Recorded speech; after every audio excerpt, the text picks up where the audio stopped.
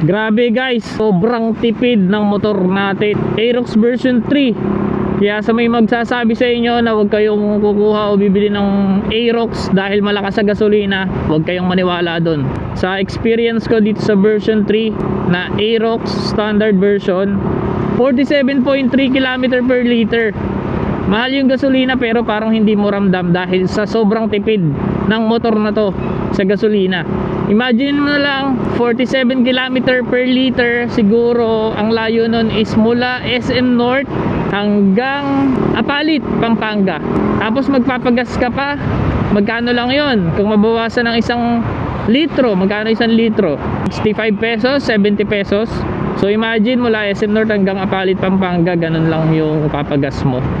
Tipid sa gasolina, promise. No exage, pero ito yung totoo. Sobrang tipid talaga sa gas. Grabe, Aerox version 3.